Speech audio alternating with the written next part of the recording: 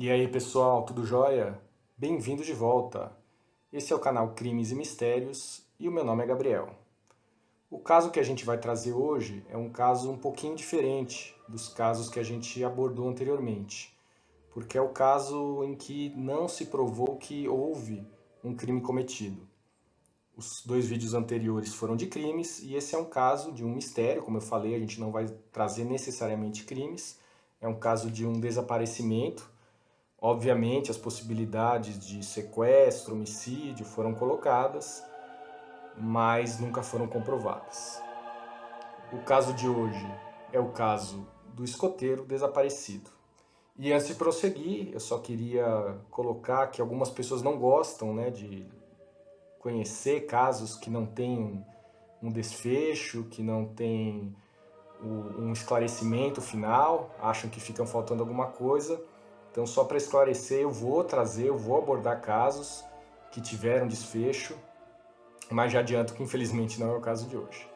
Tá certo? Então vamos ao caso.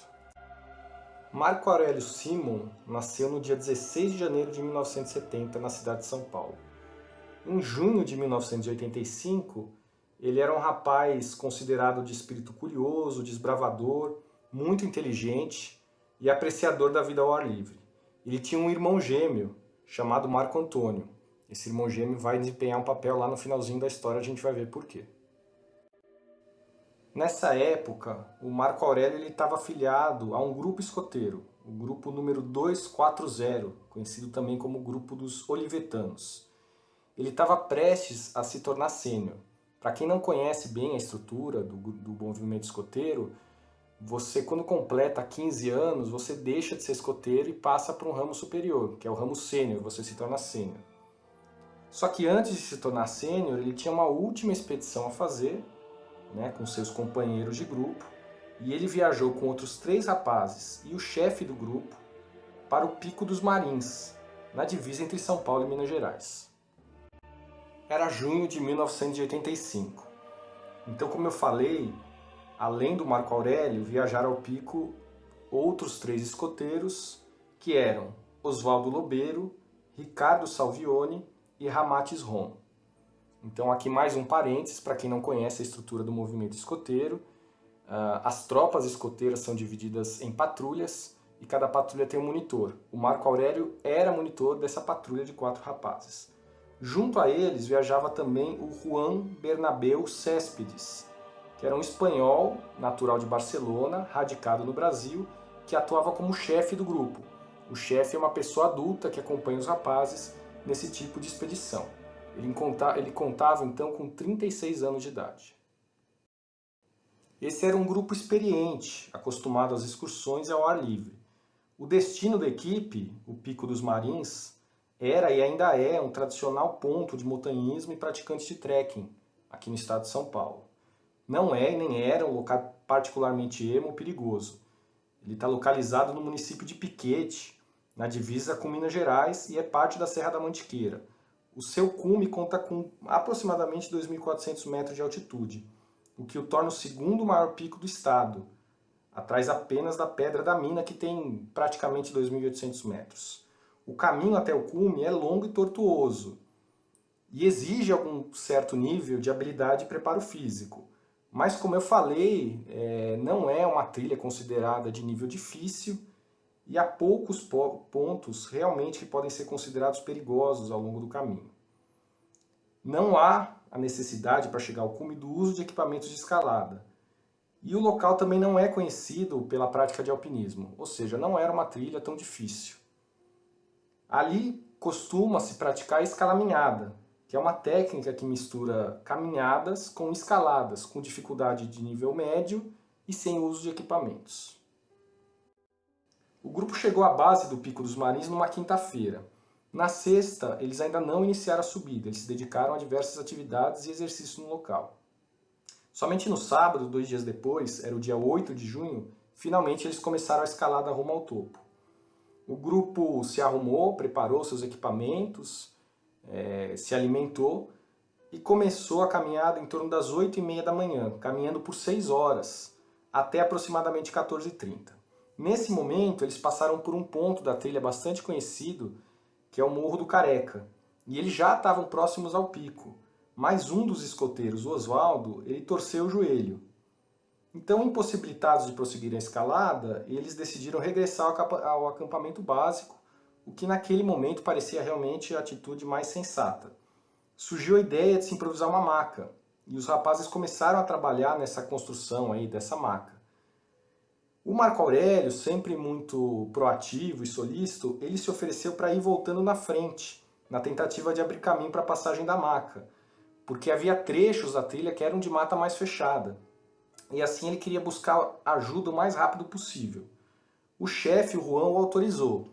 E essa é uma decisão que até hoje é questionada. A gente vai falar um pouquinho mais para frente sobre isso.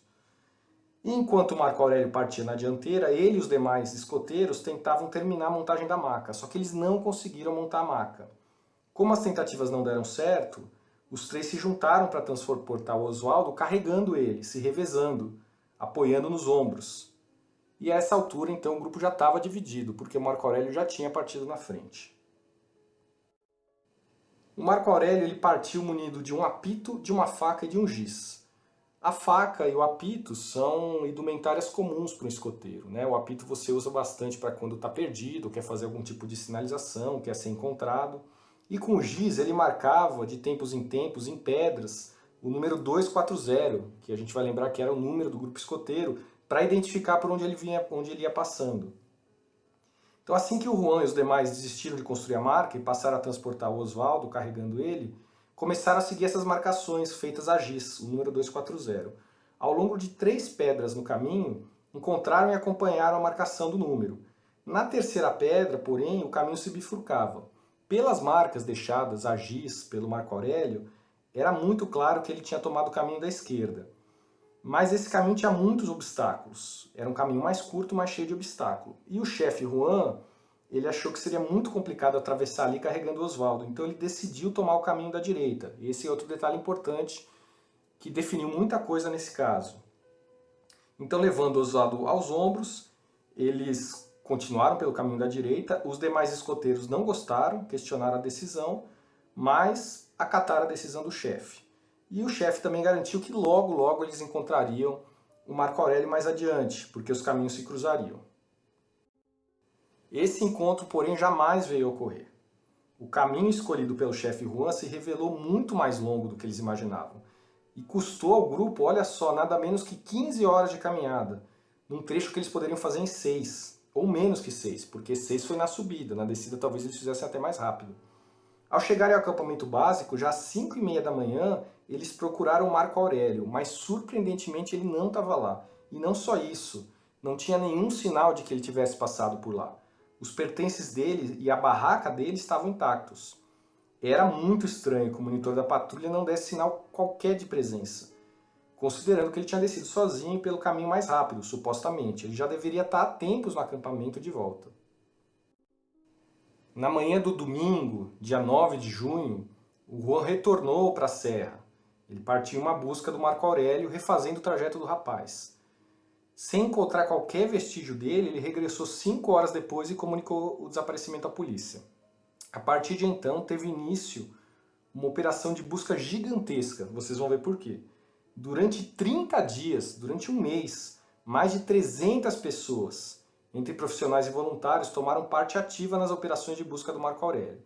Participaram das operações diversos soldados da Polícia Militar, oficiais da Polícia Militar também, policiais civis, bombeiros, militares do Batalhão de Exército de Lorena, que é uma cidade próxima ali, espeleólogos, ou seja, especialistas em cavernas, mateiros, guias, alpinistas, equipes especializadas em salvamento e busca na selva e 3 equipes do COI, o Comando de Operações Especiais da Polícia Militar de São Paulo. Olha o tamanho da operação, mas não é só isso.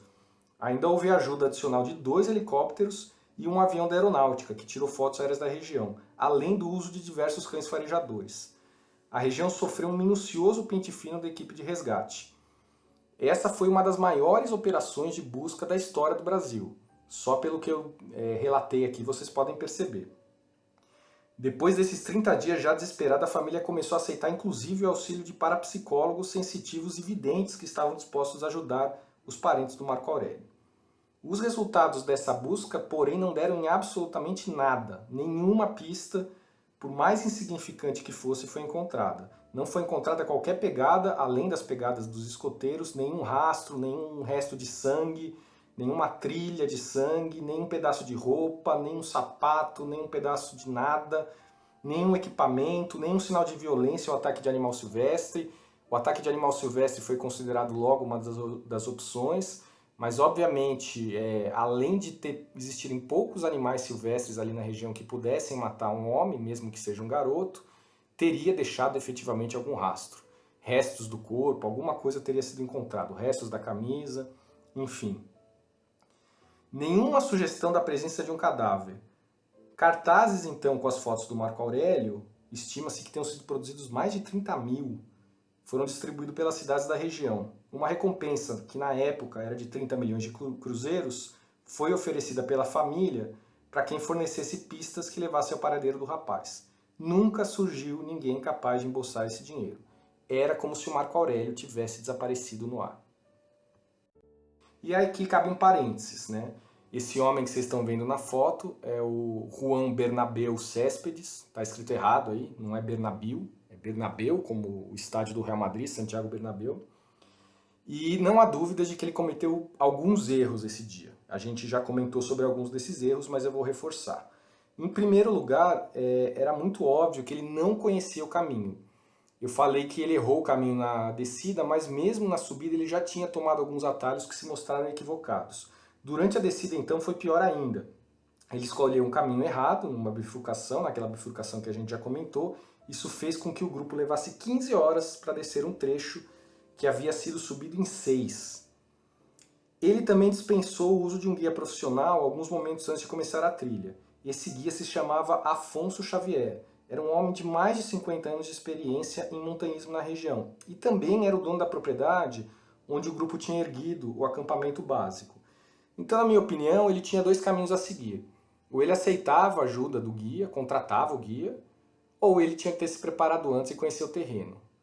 Não aconteceu nenhuma coisa nem outra. Ele tomou uma terceira via. Ele subiu por um terreno desconhecido com a guarda de um grupo de jovens. Foi um erro bastante grave. Mas ele não foi o único. Houve um erro grave também de negligência, talvez o pior de todos. Quando ele permitiu que o Marco Aurélio fosse na frente para abrir caminho, ele separou o grupo. E ele rompeu um princípio básico de quem faz trilha em grupo. O grupo nunca se separa. Justamente porque se acontecer algum acidente ou alguma situação que envolva a necessidade de ajuda, um está lá para ajudar o outro. Esse foi um erro de negligência bastante grave, na minha opinião. E por fim, naquele momento da bifurcação, né, que a gente já comentou, ele nunca poderia ter escolhido o caminho que o Marco Aurélio não foi. Por mais que ele acreditasse que fosse o melhor caminho, ele não poderia ter escolhido o caminho que sabidamente não tinha sido tomado pelo Marco Aurélio. E ali ele acabou com qualquer possibilidade de um reencontro rápido com Marco Aurélio, que inclusive poderia ter salvado a vida do rapaz. Isso colocado, nunca ficou provado qualquer ação dolosa do Juan. Ele nunca foi levado a um tribunal, nunca foi acusado de nada, embora tenha sido investigado pela polícia. Os escoteiros chegaram a confidenciar aos policiais que o chefe chegou a acompanhar rapidamente o Marco Aurélio em parte do caminho que ele tomara quando ele se adiantou ao grupo, retornando pouco tempo depois. Mas essa questão foi investigada e a polícia chegou à conclusão que o Juan não teria tido nem o tempo nem os meios necessários para assassinar o rapaz. E mesmo que tivesse feito isso, algum vestígio teria de ser deixado para trás. Né? Nem se ele tivesse enterrado o corpo, coisa que ele não fez, não teve tempo de fazer, os cães farejadores muito provavelmente teriam localizado o cadáver. Outra teoria levantada é que ele teria caído numa fenda, num buraco, alguma coisa muito profundo e falecido ali, agonizando até a morte. Teria sido um final horrível. É uma teoria que eu até acho factível, né? Mas algumas perguntas ficam no ar. Por que as equipes não encontraram o corpo? Vamos lembrar que eram equipes bastante completas, né? Inclusive com alpinistas. Guias e mateiros experientes procuraram ali, cães farejadores foram utilizados e nada foi encontrado. Além dessa teoria, tinham teorias evidentemente que não envolviam a morte do rapaz. E se ele tivesse sido sequestrado? É difícil você imaginar alguém sequestrado no alto da montanha, ainda mais sem nenhum sinal, sem nenhum vestígio. Como eu falei, não tinham outras pegadas além dos escoteiros na trilha, né? Então essa era uma possibilidade que existia, mas parecia vaga. Se havia um sequestrador na área, por que ninguém viu o carro dele na região? Então era uma hipótese bastante difícil de acreditar no momento. Outra hipótese também levantada é que poderia se tratar de uma fuga voluntária. Essa é uma teoria que a família não aceita. Ela diz que não era da índole do Marco Aurélio, que ele jamais faria isso, que ele era um cara que gostava muito da família e que eles refutam totalmente essa explicação.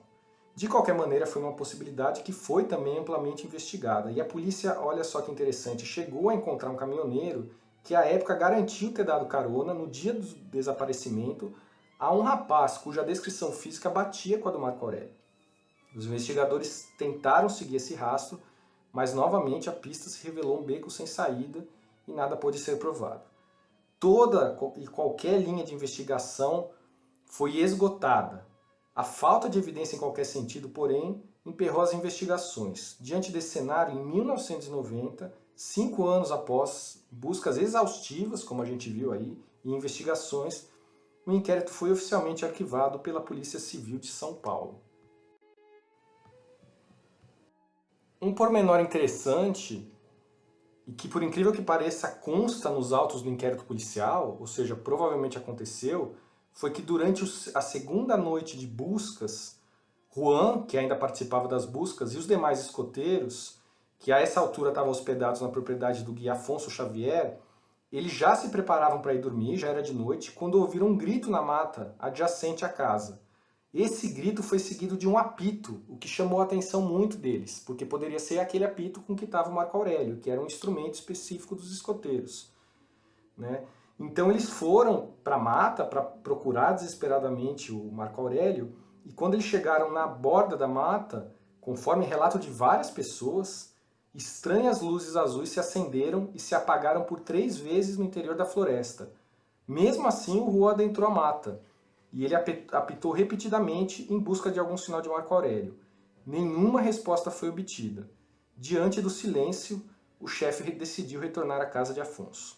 Então isso foi um acontecimento que chamou muita atenção, várias testemunhas observaram, isso está no inquérito policial, e isso levou a diversas explicações sobrenaturais, de que o garoto teria sido abduzido e etc. O foco aqui do canal não é reverberar esse tipo de explicação, eu respeito quem acredita, mas a gente não é o foco aqui nosso trazer esse tipo de explicação, mas foi uma explicação aventada à época, muita gente até hoje acredita que isso aconteceu, e foi interessante que a mãe do Marco Aurélio, ela procurou o espírita famosíssimo Chico Xavier, perguntando se poderia entrar em contato com o filho dela. E a resposta do Chico Xavier, olha só que interessante, foi a seguinte, abre aspas, sinto muito, minha senhora, mas só me comunico com pessoas desencarnadas, fecha aspas. Ou seja, para Chico Xavier, o rapaz ainda estava vivo. Bom, o caso ganhou muita comoção desde o princípio. A própria prefeitura de Piquete cancelou as festas de aniversário da cidade, que iam acontecer no dia 15 de junho, uma semana após o desaparecimento. E desde então o caso ganhou crescente repercussão não só nacional, saiu em diversos jornais internacionais esse caso até como um exemplo de um desaparecimento misterioso. Muita gente ao redor do mundo ficou sabendo desse caso. Em 2006, o jornalista Rodrigo Nunes lançou um livro chamado Operação Marins, o sumiço do escoteiro Marco Aurélio, que é um relato bastante interessante do que aconteceu na investigação. 2 anos depois, a partir de novas entrevistas com envolvidos no caso, ele lançou o Operação Marins 2, Novas Descobertas. Esses livros são muito interessantes, eles relatam basicamente o que eu trouxe aqui, porém, obviamente, de uma maneira muito mais detalhada e pormenorizada.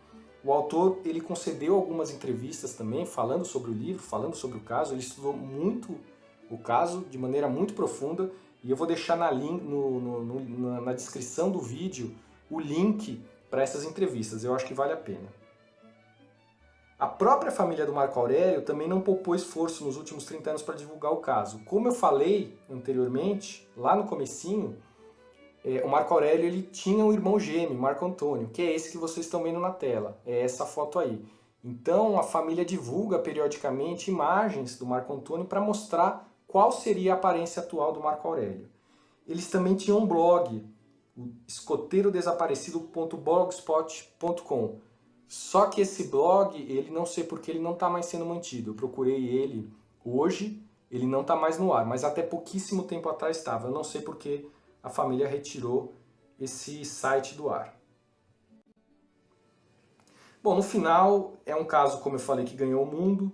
O desaparecimento é citado em diversos veículos internacionais que compilam casos não solucionados, os mais intrigantes. E para a polícia, a conclusão da polícia, embora não tenha encontrado o menino, é que ele não morreu no Pico dos Marins. Eles não acharam evidência nenhuma de que o menino tivesse morrido ali. A opção para eles mais viável é de que ele tenha fugido. Tá? Segundo palavras da delegada Sandra Vergal, que participou das investigações, as evidências, além de não apontarem para a morte do rapaz, apontam para essa fuga. A gente subiu, diz ela, investigou, fez a reconstituição, olhamos tudo. Não houve ocultação de cadáver, achamos que ele está vivo.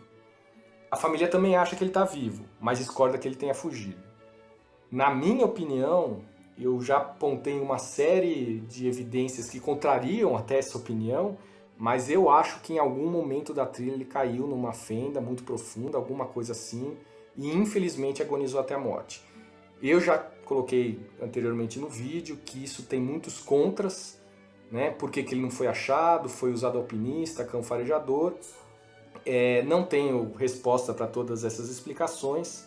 O que eu posso dizer é que os cães farejadores, embora bastante confiáveis, não têm 100% de acurácia e que isso pode ter acontecido em alguma fenda bastante erma e que nunca foi procurada. Essa é a minha opinião, vocês podem discordar e se vocês quiserem deixar a sua teoria sobre o que aconteceu com o Marco Aurélio, deixa aqui nos comentários.